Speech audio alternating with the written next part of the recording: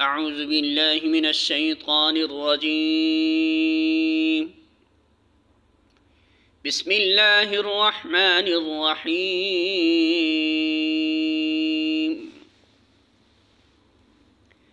وَاعْبُدُوا اللَّهَ وَلَا تُشْرِكُوا بِهِ شَيْئًا وَبِالْوَالِدَيْنِ إِحْسَانًا وَبِذِي الْقُرْبَى وَالْيَتَامَى وَالْمَسَاكِينِ وَالْجَارِ ذِي الْقُرْبَى وَالْجَارِ الْجُنُبِ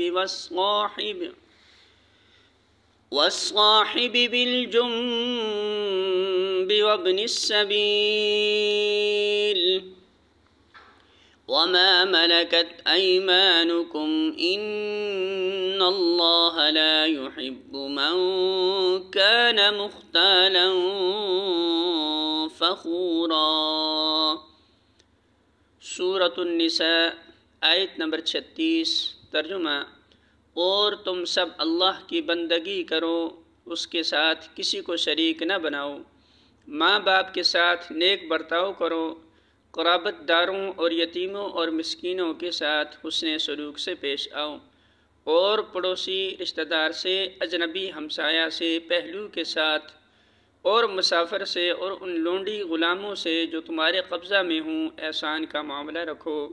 یقین جانو اللہ کسی ایسے شخص کو پسند نہیں کرتا جو اپنے پندار میں مغرور ہو اور اپنی بڑائی پر فخر کرے۔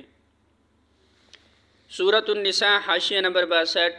متن میں الصاحب بالجنب فرمایا گیا ہے، جس سے مراد نشین دوست بھی ہے اور ایسا شخص بھی جس سے کہیں کسی وقت آدمی کا ساتھ ہو جائے۔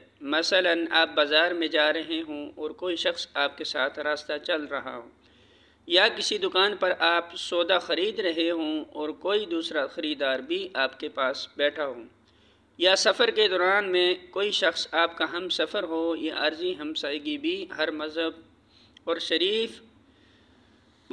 اور شریف انسان پر ایک حق عائد کرتی ہے، جس کا تقاضا یہ ہے کہ وہ حتی الامکان اس کے ساتھ نیک برتاؤ کرے اور اسے تکلیف دینے سے مجتنب رہے۔